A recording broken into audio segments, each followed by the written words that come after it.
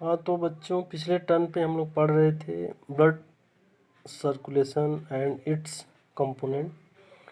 तो उसके बारे में तो यहाँ पर कुछ उससे संबंधित कुछ डिजीज भी होती हैं, ठीक ना। जैसे एरेथ्रोब्लास्टोसिस फीटेलिस, एरिथ्रोब्लास्टोसिस फीटेलिस यह एक ऐसी बीमारी है जिसमें अगर अगर माता का ब्लड ग्रुप AB निगेटिव है, माता का ब्लड ग्रुप क्या है, AB निगेटिव है, और उसके द्वारा होने वाला जो और प्रेगनेंसी के दौरान जो बेबी जो जन्म लेता है उसमें फर्स्ट प्रेगनेंसी में तो कोई प्रॉब्लम्स नहीं आते हैं, लेकिन जब सेकेंड प्रेगनेंसी होती है उस कंडीशन में RBC जो है क्लॉट कर जाता है और बच्ची की मृत्यु निश्चित हो जाती है। इसी प्रकार से एक और बीमारी होती है हीमोफीलिया। हीमोफीलिया एक ऐसी बीमारी है जिसमें बच्चे का रुधिर जो है बहता रहता है लगातार। अगर कहीं भी वाउंड हो गया, घाव हो गया, तो बच्चे का ब्लड जो है क्या होता है, लगातार बहता रहता है। उसमें कुछ एंटी हीमोरेजिक फैक्टर 9 पाए जाते हैं। ब्लड में हेपेरिन नामक प्रोटीन पाया जाता है जो क्या करता है, ब्लड को क्लॉट करने नहीं देता है, जो इंटरनल ऑर्गन्स अंदर के अंगों में पाया जाता है और ब्लड को जमने नहीं देता है। लेकिन जो ही ब्लड बाहर आता है तो उसमें एक प्रोटीन पाया जाता है ब्लड में, फाइब्रिनोजन और थ्राम्बिन, जो ब्लड को क्या करता है, यहाँ पे देखिए थ्राम्बिन एंड प्रोथ्राम्बिन जो है, प्रोथ्राम्बिन नामक प्रोटीन जो है थ्राम्बोकाइनेज एंजाइम की उपस्थिति में थ्राम्बिन में परिवर्तित हो जाता है। फाइब्रिन नामक प्रोटीन जो है फाइब्रिनोजन में क्या होता है, परिवर्तित हो जाता है। कब परिवर्तित हो जाता है, ब्लड क्लॉटिंग के दौरान, एवं कैल्शियम के जो 2 धनायन होते हैं एवं विटामिन K जो है ब्लड क्लॉटिंग में मदद करता है। इस तरह से हम लोग कुछ डिजीज के बारे में पढ़ लिए। अब आगे हम लोग पढ़ेंगे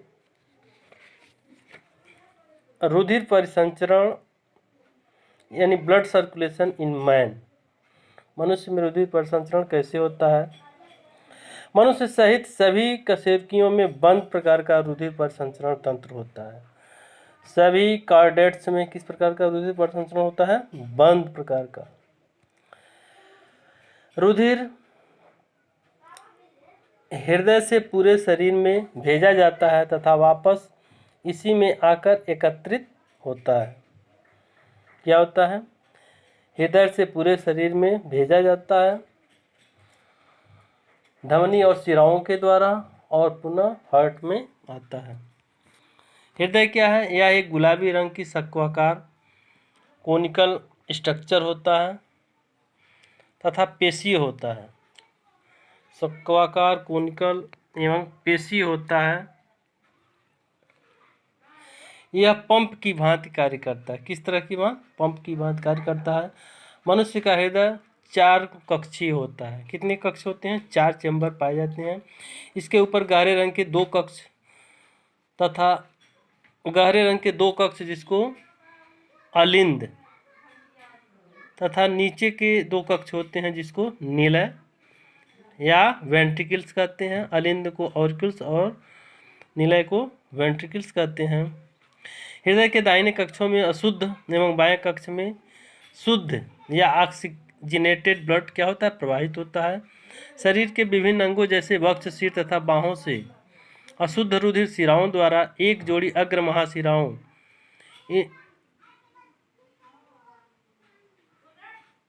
इंफीरियर वेना केवा के द्वारा शरीर में पहुंचता है। अग्र महाशिराएं, यहाँ देखिए, अग्र महाशिराएं दाएं अलिंद में खुलती हैं। शिराओं द्वारा मनुष्य की टांगों, आहार नाल, जनन ग्रंथियों, वृक्क आदि से अशुद्ध रुधिर पश्च महाशिरा में लाया जाता है, जो दाएं अलिंद में खुलती हैं, अर्थात पूरे शरीर का अशुद्ध रक्त 3 महाशिराओं द्वारा दाएं अलिंद में लाया जाता है। दाएं अलिंद की सिकुड़न से महाशिराओं का वाल्व बंद हो जाता है। निलय में संकुचन, सिस्टोल होने के कारण अलिंद निलय छिद्र बंद हो जाता है, जिसके फलस्वरूप अशुद्ध रुधिर पल्मोनरी धमनियों से गुजरता हुआ फेफड़े में पहुंचता है, ताकि रुधिर शुद्ध हो सके। फेफड़ों से शुद्ध ऑक्सीजनेटेड ब्लड बाएं अलिंद से होता हुआ बाएं निलय में आता है, जहां से यह दैहिक महाधमनी सिस्टेमिक ऑर्टा द्वारा शरीर के विभिन्न भागों में पहुंचा दिया जाता है। यहाँ पे फिगर जो दिया है देखिए,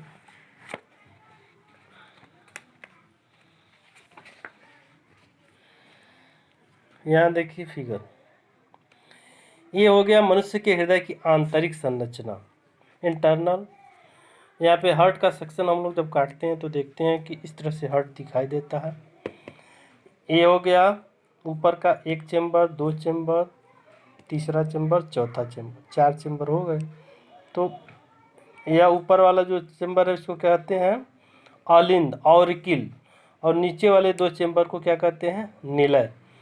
और यहाँ जो वाल्व होता है इसको कहते हैं बाइकस्पिड, और इसको कहते हैं ट्राइकस्पिड वाल्व। क्या कहते हैं, ये है बाइकस्पिड, बाएं साइड, दाहिने साइड का बाइकस्पिड वाल्व, और इधर क्या है, इधर दाहिने साइड का ट्राइकस्पिड वाल्व कहलाता है। और इस सेक्शन जब काटते हैं तो यह हो गया ये बाएं साइड का हो गया, और ये क्या हो गया, दाएं साइड, ठीक ना। बाएं साइड का जो हार्ट होता है थोड़ा सा ऊपर की तरफ होता है, दाएं साइड का थोड़ा सा नीचे की तरफ होता है। अब यहाँ पे देखिए, यहाँ से क्या है, यहाँ पे अशुद्ध रुधिर जो है क्या होता है, पूरे शरीर से आकर के अग्र महाशिरा के द्वारा क्या होता है, हृदय में आता है। और यहाँ पर ऑर्किल्स होता है, दायां ऑर्किल्स होता है, दायां अलिंद, और यहाँ आके भरता है। दाएं अलिंद से यह वाल्व के रास्ते से होता है, जब प्रेशर पड़ता है तो वाल्व के रास्ते से यहाँ इधर आकर के दाएं निलय में, ये जब वाल्व खुल जाता है, प्रेशर पड़ता है, तो ब्लड रश करके क्या होता है, दाएं निलय में आता है, दाएं निलय में आके भर जाता है। फिर यहाँ से इस रास्ते से होते हुए क्या होता है, ये रुधिर क्या होता है, अशुद्ध होता है। और यहाँ से ऐसे एक नली होती है, यहाँ से होते हुए इस तरह से क्या होता है, बाहर जाता है फेफड़े में शुद्ध होने के लिए। और फेफड़े में यहाँ पे देखिए लिखा है फुफ्फुस धमनी और फुफ्फुस शिरा। फुफ्फुस शिराओं में शुद्ध रक्त बहता है, जबकि फुफ्फुस धमनी में अशुद्ध रक्त। यहाँ अशुद्ध, देखिए यहाँ अशुद्ध रक्त जो है बाहर निकल के जा रहा है, कहाँ, लंग्स में, फेफड़े के पास जाता है शुद्ध होने के लिए। फिर शुद्ध होने के बाद फुफ्फुस शिराओं के द्वारा क्या होता है, फुफ्फुस शिराओं के द्वारा यहाँ पर फुफ्फुस शिराओं के द्वारा बाएं अलिंद में आता है। और बाएं अलिंद से क्या होता है, प्रेशर पड़ता है, प्रेशर पड़ने के बाद से क्या होता है, बाइकस्पिड वाल्व खुल जाते हैं, और ब्लड क्या होता है, बाएं निलय में आके भर जाता है। तो इस तरह से क्या होता है, ब्लड का एक बार शरीर से बाहर जाना, फिर से अंगों से हार्ट में, और हार्ट से पूरा क्या होता है, फिर से पूरे शरीर में जाने की क्रिया, यानी दो बार क्या होता है, 2 बार सर्कुलेशन की क्रिया होती है। इसीलिए इसे कहते हैं दोहरा परिसंचरण। क्या कहते हैं इसको, दोहरा परिसंचरण। ये नीचे की तरफ जो पश्च महाशिरा दिया है, यह नीचे से अशुद्ध रुधिर को क्या करता है, हार्ट में ले जाने का काम करता है। और ऊपर से दिया है अग्र महाशिरा, या ऊपर से अशुद्ध रुधिर को, ऊपर के शरीर के भागों से अशुद्ध रुधिर को क्या करता है, हार्ट में लाने का कार्य करता है। फुफ्फुस धमनी एक ऐसी धमनी जो अशुद्ध रक्त को क्या करती है, हृदय में ले आती है। फुफ्फुस शिरा एक ऐसी शिरा जो शुद्ध रक्त को क्या करती है, हृदय में ले आती है। तो इस तरह से ये हो गया मनुष्य के हृदय की आंतरिक संरचना, और पूरा हम लोग इसको देख लिए। अब दोहरा परिवहन या डबल सर्कुलेशन। मनुष्य में रुधिर व शुद्ध व अशुद्ध रुधिर अलग अलग बहते हैं, अतः रुधिर परिवहन में 2 परिवहन पथ होते हैं। पहला फुफ्फुसी अथवा पल्मोनरी परिवहन। इस परिवहन पथ में दाहिने निलय से संकुचन में उसमें भरा हुआ अशुद्ध रुधिर फुफ्फुस धमनियों द्वारा शुद्धिकरण के लिए फेफड़े में पहुंचता है। फेफड़ों में शुद्ध रुधिर 2 जोड़ी फुफ्फुस शिराओं द्वारा बाएं अलिंद में पहुंचता है। दूसरा है दैहिक या सिस्टेमिक परिवहन। इस परिवहन पथ में बाएं निलय के संकुचन से शुद्ध रुधिर दैहिक महाधमनी से होता हुआ धमनियों द्वारा शरीर के विभिन्न भागों में पहुंचता है, और शिराओं द्वारा एकत्रित अशुद्ध रुधिर अग्र एवं पश्च महाशिराओं द्वारा हृदय के दाहिने अलिंद में पहुंचता है। इस प्रकार मानव में रुधिर 2 बार हृदय से गुजरता है। एक स्वस्थ मनुष्य में 5 से 6 लीटर रुधिर होता है। हृदय 1 मिनट में लगभग 72 से 80 बार क्या होता है, पंप करता है। इसका अर्थ हुआ कि मनुष्य में औसत जीवन काल में रुधिर 2.5 × 10⁹ बार शरीर में चक्कर लगाता है। हृदय के एक बार सिकुड़ने से रुधिर का 1 चक्कर पूरा होता है। हृदय के सिकुड़ने को प्राकुंचन, डायस्टोलिक तथा इसके फैलने की क्रिया को अनुशिथिलन या सिस्टोलिक कहते हैं। हृदय के एक प्राकुंचन तथा एक अनुशिथिलन मिलकर एक धड़कन बनाते हैं, जिसे हार्ट बीट कहते हैं। इसमें लगभग 0.8 सेकेंड का समय लगता है, अतः हृदय 1 मिनट में 70 से 80 बार 72 से 80 बार क्या करता है, धड़कता है। अनुशिथिलन के समय रुधिर दोनों अलिंदों में आकर के भरता है, तथा आकुंचन के समय दोनों अलिंदों से रुधिर नीलियों में भरता है, और दोनों नीलियों के आकुंचन से शरीर के विभिन्न भागों में पंप किया जाता है। तो 2 प्रकार के प्रेशर होते हैं। एक होता है जिसमें हृदय के झटके के साथ रुधिर को शरीर धमनियों में फेंकता है। जिस दबाव के साथ रुधिर धमनियों में बहता है उसे रुधिर दाब या ब्लड प्रेशर कहते हैं, या रक्तचाप कहते हैं। धमनियों में यह चाप 2 प्रकार का होता है। पहला सिस्टोलिक ब्लड प्रेशर। हृदय के संकुचन के समय धमनियों में रुधिर अधिक तेजी से पंप होता है, अतः इस समय रुधिर दाब अधिक होता है। इसे प्रकुंचन रुधिर दाब कहते हैं। सामान्य व्यक्ति में यह रुधिर 120 mmHg होता है। दूसरा होता है अनुशिथिलन रुधिर दाब या डायस्टोलिक ब्लड प्रेशर। हृदय के शिथिलन के समय धमनियों में रुधिर दाब घट जाता है, इसे अनुशिथिलन दाब कहते हैं। सामान्य व्यक्ति में अनुशिथिलन दाब 80 mmHg होता है। रुधिर दाब नापने के लिए इस स्फिग्मोमैनोमीटर नामक अपरेटस का प्रयोग किया जाता है। उसके बाद धमनी एवं शिरा में अंतर।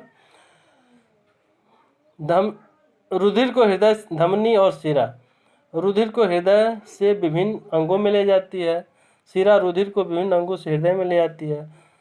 धमनी फुफ्फुसी धमनियाँ आर्टरीज, फुफ्फुसी धमनियों के अतिरिक्त सब में रुधिर बहता है।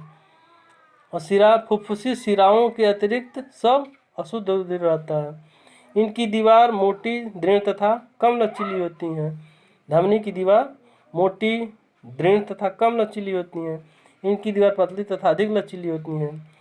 धमनी में रुधिर दबाव के साथ बहता है, शिराओं में रुधिर कम दबाव के साथ बहता है। इनकी गुहा धमनी की गुहा सक्रिय होती है और शिरा की गुहा चौड़ी होती है।